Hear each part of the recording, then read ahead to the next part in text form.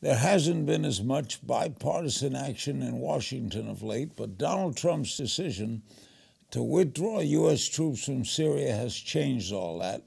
On Monday, House Speaker Nancy Pelosi and the GOP's Lindsey Graham announced a joint effort to reverse the president's decision. But what can they do, and can anything be done fast enough to make a difference in northern Syria? Let's talk about that with Katrina Vanden Heuvel, editorial director and publisher of The Nation and a columnist for The Washington Post. She's in New York. All right, what do you make of this rather historic Graham-Pelosi idea?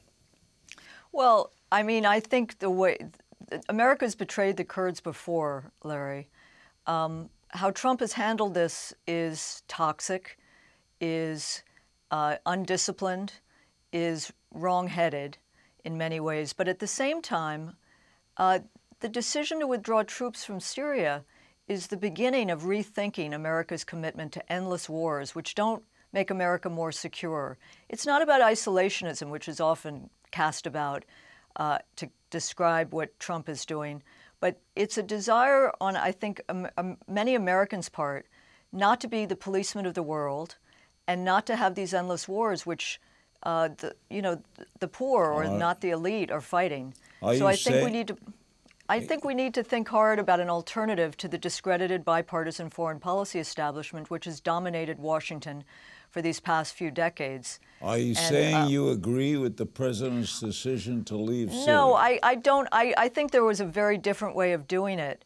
But I do, for example, Larry, think about also the criticism he's received for a decision to withdraw troops from Afghanistan, another endless war.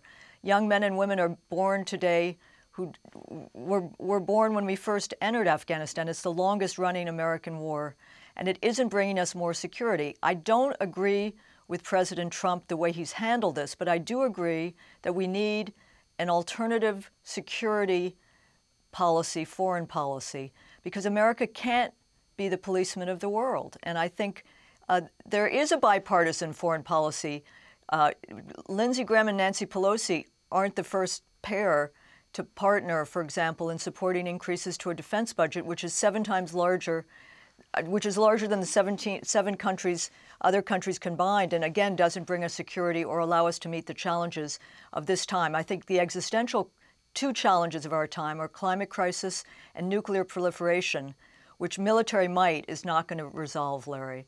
So I don't agree with President Trump the way he's handled it, but I think that sanctions and all of this fulmination on the part of a bipartisan foreign policy establishment doesn't take into account that endless war is not going to get us out of security challenges that confront America. You disagree with what Graham and Pelosi are doing?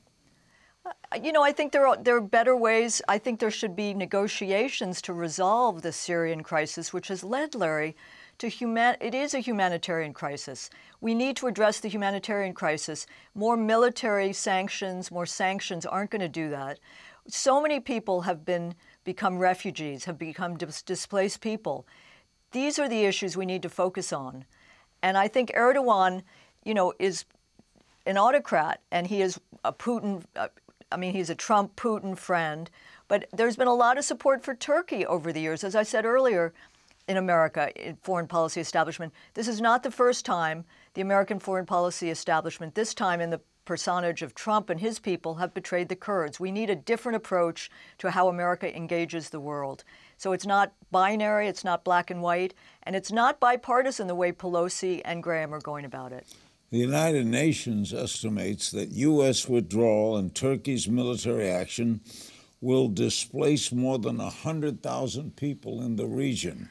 Where do they go? But the displacement has happened in these last years, Larry, because there's been no vigilant effort, rigorous effort to find a peace process to resolve Syria. Where do they go? Well, many of these refugees have been in Turkey. And Europe, if you look out at Europe, Larry, it's not just America destabilized under Trump or Britain destabilized by Brexit. It's a Europe destabilized by the flow of refugees, many of them coming from a Syria which has been under stress and crisis and brutality for these last years. So all I'm saying is we need a different security structure. And you know, one good thing that's happened as a result of Trump is that Congress, and this is where bipartisanship, you have Bernie Sanders in the Senate, Mike Lee, a Republican, Rand Paul, you have Ro Khanna in the House, you have Mark Pocan of the Progressive Caucus. They have reasserted Congress's role in matters of war and peace and invoked the War Powers Act. This war in Syria is illegal. Congress should have more oversight over what America is doing in the world as it wages war, endless wars in too many places. So that's what I'd focus on. That's a bipartisanship that would bring some security to this country, and which I think many Americans, Larry, whose voices are not heard, would like to see America engage with the world in that way, not through endless war, as too much of the foreign policy political elite often resorts to. Trump is sending troops to Saudi Arabia, though. Trump is he's a combative, narcissistic. We could go on for about 6 hours, Larry. Trump is not the measure here. The measure is what we can do in these Trumpian times, this Trumpist time, to craft alternatives to what has failed us. Obviously, sending troops to Saudi Arabia is a violation, first of all, of the role Congress should be playing in overseeing war and peace matters. And again, I come back to Bernie Sanders, Ro Khanna, Mike Lee, Rand Paul. They have played a role in stopping America's complicity via Saudi Arabia in the genocidal war in Yemen.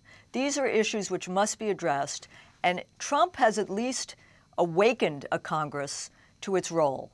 It has awakened, Congress has also awakened to its role in launching an impeachment inquiry, which, I think is part of why Trump is now on edge and so much more combative and so horrific, Larry, toward the media, even more so than in past weeks and months.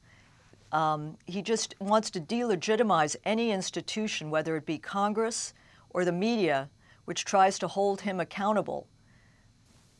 Well, you think he should worry about impeachment?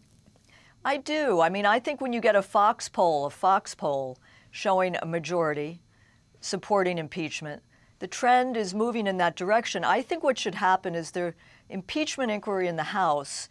You won't get a conviction in the Senate. I'm a realist. But you could have a censure motion.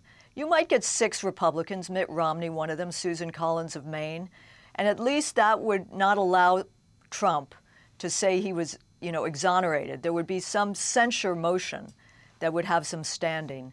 But I think the trend lines are moving in that direction. The question is, do the Democrats go narrow? That's a debate. Or do they go to look at the serial derelictions of this presidency? And what does that do to 2020, Larry? You supported Sanders in 2016. The nation did. Who are you thinking about now, or is still Bernie? Well, we're supporting the ideas primary. Bernie Sanders gets a lot of credit for what he did in 2016. The fact that Medicare for all, Green New Deal, 15 minimum wage, free higher ed. Larry, these ideas were once considered marginal or too radical. They're now at the center of the debate. And I think Senator Warren has played a great role in persisting through her continual presenting of plans linked to her personal history in showing that she could be electable. And she is really doing very well in this primary. I think Sanders and Warren have a kind of tacit truce. It may break down, but their interest is in anchoring this campaign in a progressive left. And I think that's very powerful. Obviously, Senator Biden or Vice President Biden will play a major role in the debate. I personally think it's not about his age, but his history and his record that makes him less electable, far less electable than many suspect. But Bernie did say about Warren, she's a capitalist through her bones, and I'm not. So Bernie Sanders, I did a brief interview with him a few weeks ago, and I asked him, you say that you're like Roosevelt. Roosevelt was many things, but he was also someone who saved capitalism from its excesses. But Bernie claims that mantle because he believes you can't be free without economic security. Bernie's a social democrat, Larry. He is a kind of New Dealer, 21st century social democrat. Elizabeth Warren is a Rooseveltian capitalist, a progressive capitalist who understands that you got to tame an extractive, reckless, feral, primal capitalism, and that there is a social democracy that has a mixed market that can work. So I think Bernie's pointing out the differences, and some of my colleagues may feel there's far more difference, but I think both of them anchor this really remarkable campaign in an area of progressive ideas, left ideas, that again, I believe, is going to lead to a better America. I mean, we got to find a way out of where we are, Larry, and one of the reasons we have Trumpism, I don't just limit it to Trump, there is Trumpism, is because so many Americans felt left behind by a system they felt was rigged for the the establishment and didn't listen to them. Katrina, thank you as always. Thank you, Larry. Thank you.